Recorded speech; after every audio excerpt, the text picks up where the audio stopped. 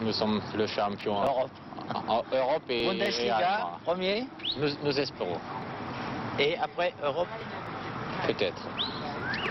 Peut-être. Nous voulons venir à Paris pour le final. Au revoir.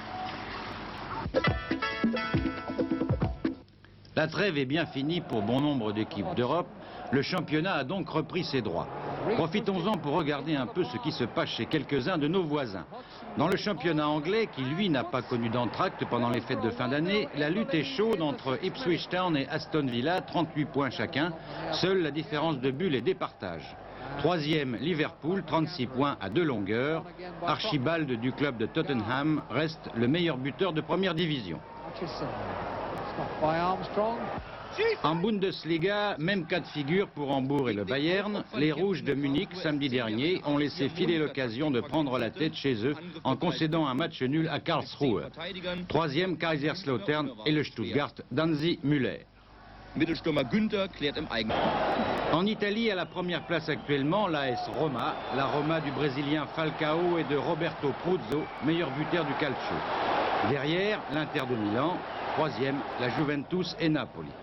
Remarquons qu'après 13 journées de championnat, 211 buts seulement ont été inscrits par les 16 équipes en lice, ce qui représente une moyenne de 16 buts par journée, un chiffre qui concrétise bien l'hermétisme des défenses transalpines.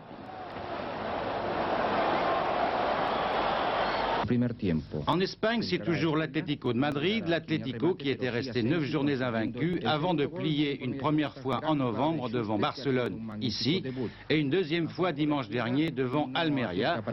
Deuxième, Valence et les Basques de la Real Sociedad. Enfin, quatrième, Barcelone. Nenad Bjeković pourra-t-il reprendre ses activités de footballeur? C'est la question que l'on se pose à l'OGC Nice. L'avant-centre yougoslave, qui avait été très sérieusement blessé à la tête en novembre dernier, souffre toujours de violents maux de tête. Son avenir est-il compromis? Le point avec Jean Farneau. Est-ce qu'on peut émettre un pronostic 45 jours après l'opération sur l'avenir de Bjeković? Alors 45 jours après, je pense qu'il est encore trop tôt parce que son état n'est pas encore jugé consolidé. Moi, j'ai fait quelques footings chez moi à Belgrade. J'ai senti toujours un petit peu douleur à la tête, j'ai eu mal. Mais comme le docteur il a dit tout à l'heure, je pense que c'est encore trop tôt de donner un pronostic. Quand je vais jouer, est-ce que je vais jouer? Moi, personnellement, je pense que je vais reprendre. Je vais reprendre et je vais faire tout que je reprenne. Vous avez 33 ans. Vous êtes en fin de contrat à l'OGC Nice. Est-ce que vous envisagez d'arrêter la carrière dans le football, soit comme joueur, soit comme entraîneur, ou de rester dans le football?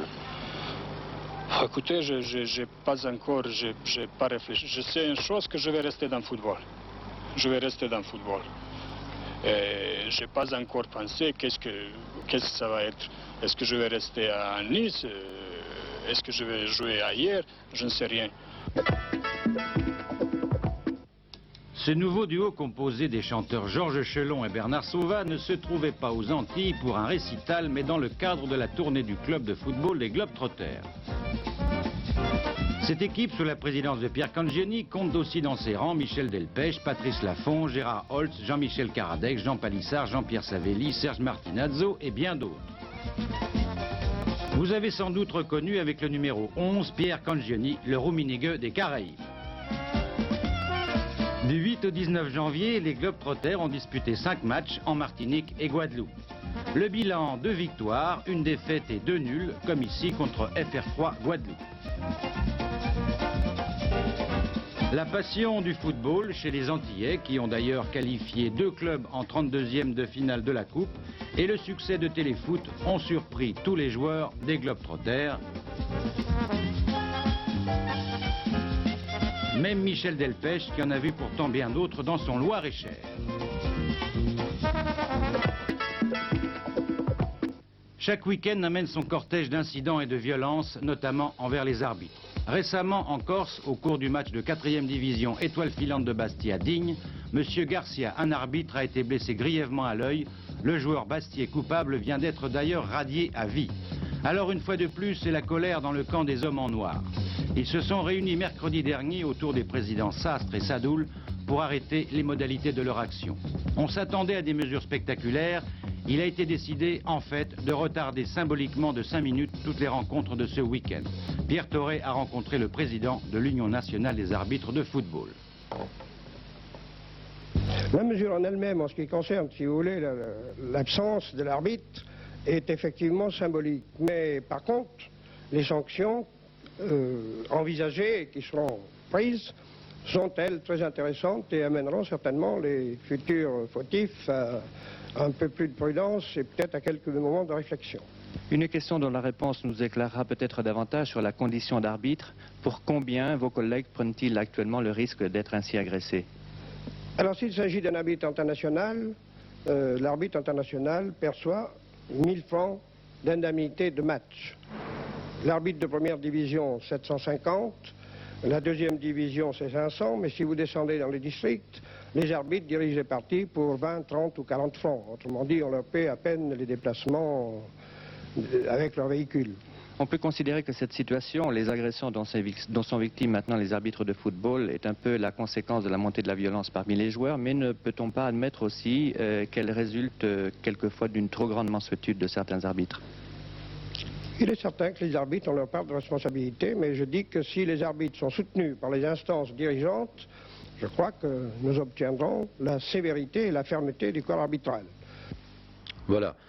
Alors, on le dit, on le redit, on va le redire encore, peut-être sans cesse, essayer, et en tout cas les jeunes, bien entendu, parce que les adultes, malheureusement, je crois qu'il n'y a plus rien à y faire, mais c'est pour les jeunes surtout, essayez, quand vous jouez au football, de prendre un jour, ne fût-ce que quelques instants, le sifflet, et vous arbitrez vos camarades. Et vous verrez que vous vous ferez insulter sûrement au bout de 2 minutes et vous comprendrez combien il est difficile d'être juge sur un terrain, de voir tout ce qui s'y passe. C'est une responsabilité énorme. Alors, je sais bien que ça ne veut rien dire de le dire comme ça, mais même s'il arrive à convaincre qu'un futur joueur, eh bien c'est toujours ça de gagner, en espérant que ça pourra en convaincre peut-être plusieurs. Voilà. Et chaque fois, nous reviendrons et nous ferons peut-être des sujets, parce qu'il est inadmissible qu'avec l'évolution des êtres à l'heure actuelle, nous en soyons toujours à ce stade de la violence dans le sport. Ça, c'est même incompréhensible.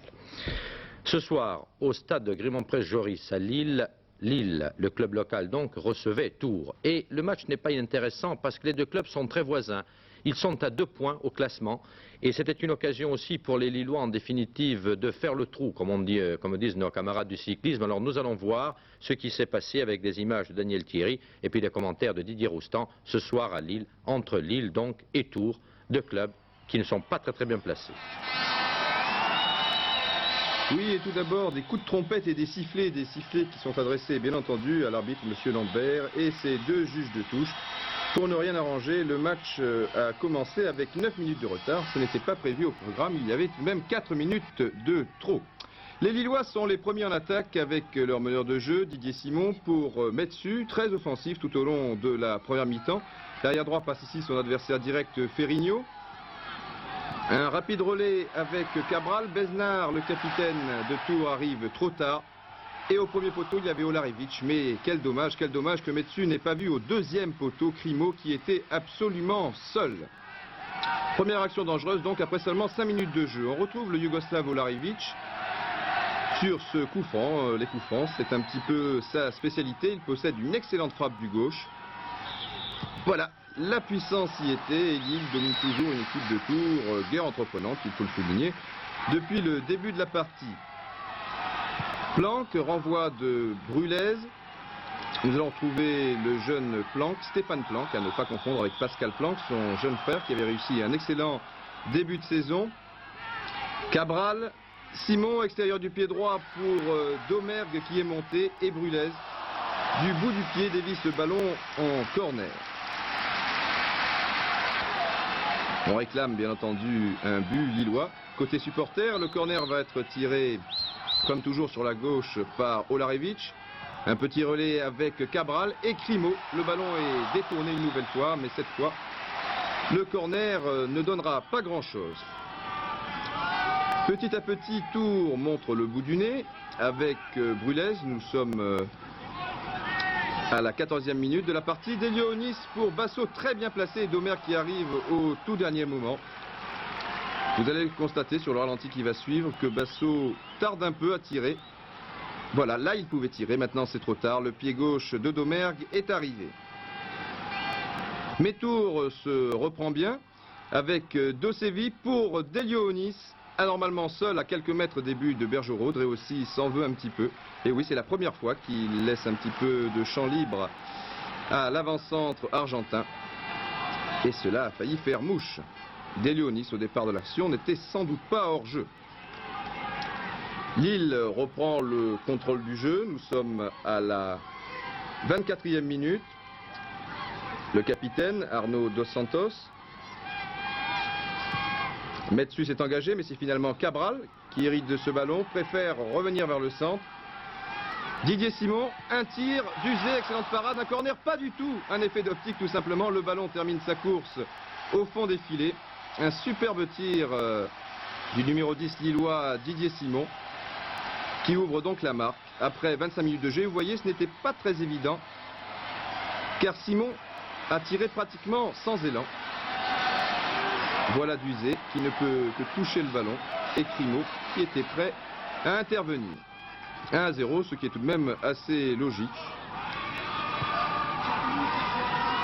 Simon, puis Dreossi, le militaire, Olarevic, plus souvent à droite qu'à gauche, une tête de Crimo et encore du bout de la main droite, Duzé qui détourne en corner. Crimo qui s'est montré très dangereux tout au long des premières 45 minutes. Il était pourtant chargé de très près par Brulez, ici sur vos images. Corner rapidement joué par Olarevic. Cabral, puis Crimo. Non, ça passe à côté. Alors que Duzé semblait très bien placé sur ce tir de l'avant-centre lillois qui remplace au poste d'avant-centre, bien entendu, Plemelding qui est toujours blessé. Nous sommes à la 44e minute, donc en fin de première mi-temps, et vous allez assister à la plus belle action collective du match. Séverine, qui était au départ de l'action, a donné à Augustin. Entre-temps, le Polonais s'est engagé. Le voici, il redonne à Augustin. Et là, Onis qui prend encore le meilleur sur Dreossi. Les Bergerot étaient très bien placés. Beaucoup de sueur froide pour les supporters lillois. Et à la mi-temps, le Lille Olympique Sporting Club mène 1-0.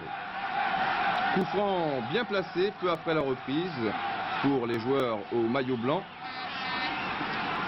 Ils sont 7 dans le mur. Alors bien entendu, on s'attend à un tir d'Olarevic qui est près du ballon comme toujours. Il y a aussi Didier Simon. Le coup franc est indirect.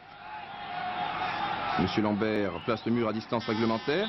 Attention Olarevic, non, talonnade Domergue, mais Cabral était parti avant le tir et se trouvait en position de hors-jeu. C'est la raison pour laquelle monsieur Lambert refuse ce but au Lillois. Malheureusement, pour des raisons techniques, nous ne pouvons pas vous montrer cette action au ralenti. Donc toujours 1-0, centre de Meigneux, centre contré, toujours Meigneux. Et là, un excellent ballon de contre-attaque pour Crimo. Il a le champ libre, Cabral est à droite, Crimo l'a vu. Il faut faire vite, attention, Crimo, et oui, mais il pousse trop son ballon et Duzé avait très bien anticipé. Vraiment, une belle occasion, stupidement gâchée par l'avant-centre de Lille, Crimo. 72e minute, cette fois c'est un coup franc pour Tours à la suite d'une faute sur Delionis. Là encore, vous allez le constater, beaucoup de monde dans le mur. Mais il y a aussi quelques bleus comme Dosevi et Onis qui s'en va sur la droite. Augustin tire le coup franc, voilà, contourne le mur et Dosevi et égalise pour Tours, un peu contre le cours du jeu. Après 72 minutes donc, Lille et Tours se retrouvent à égalité, un partout. Il reste 18 minutes. Lille, bien entendu, va tenter le tout pour le tout avec son libéro Grumelon qui monte maintenant régulièrement. Crimo, Simon. Oui, Olarevic, Duzé une première fois, Brulez une deuxième fois. C'est un corner et on peut vous dire maintenant ce corner ne donnera rien et le score n'évoluera pas. Un but partout. Bien entendu, c'est une excellente performance pour Tours qui restait sur 4 défaites. Il faut remonter à la 19e journée pour voir un bon résultat du Tour. C'était à Saint-Étienne, une victoire 2-1 le 22 novembre 80. Vous l'avez vu tout à l'heure dans le résumé du championnat. Mauvais résultat, bien évidemment, pour Lille qui perd une fois de plus un point précieux à domicile. But de Simon pour Lille, but d'Augustin pour Tours, match nul 1-1. Voilà, et merci Didier Rostand parce qu'il y a eu quelques problèmes de montage. La machine est tombée en panne pendant le montage de la mi-temps du match et croyez-moi, ce n'est pas facile dans ces cas-là. Il a fallu rattraper en vitesse. Je peux vous dire que demain, la journée continue, si j'ose m'exprimer ainsi, en tout cas elle est très morcelée, puisqu'à 15 h, vous aurez deux matchs, à savoir Paris Saint-Germain-Monaco et Nice-Laval. À 15 h 30 auront lieu Lyon-Nantes et Bordeaux-Nîmes.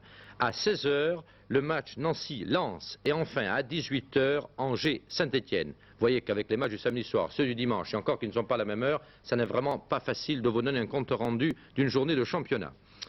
Pendant de très nombreuses émissions à venir, du moins je l'espère, nous allons suivre la carrière de l'équipe de France de football. Cette rétrospective commencera en 1935 pour des raisons de qualité technique, vous vous en doutez, mais nous allons vivre comme ça pendant des semaines entières avec les coqs. Et croyez-moi, ça n'est pas inintéressant, mais vous le savez. Nous verrons par exemple au hasard ces images de 1938, un France-Belgique avec des images de notre ami René Lucot. C'était un match comptant pour la Coupe du Monde.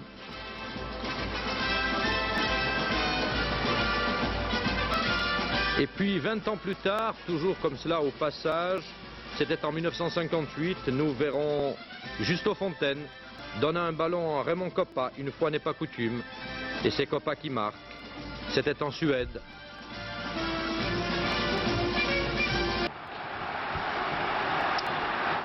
Mardi soir, à Maubeuge, aura lieu une rencontre entre le Racing Club de Lens et l'Union sportive de Maubeuge renforcée par Zagar, par Planck et par Marx. Si je vous annonce cette rencontre amicale, c'est parce que le profit de ce match ira entièrement aux sinistrés des tremblements de terre d'Algérie et d'Italie. Alors je vous répète, mardi soir à Maubeuge à 20 h.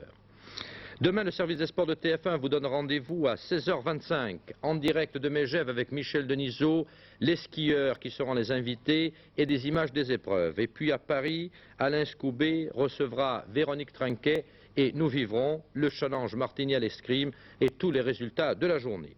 Le dernier journal vous est présenté maintenant par Daniel Duigou. Quant à moi, je vous dis bonsoir et puis à samedi prochain pour un numéro 114 de Téléfoot. Merci.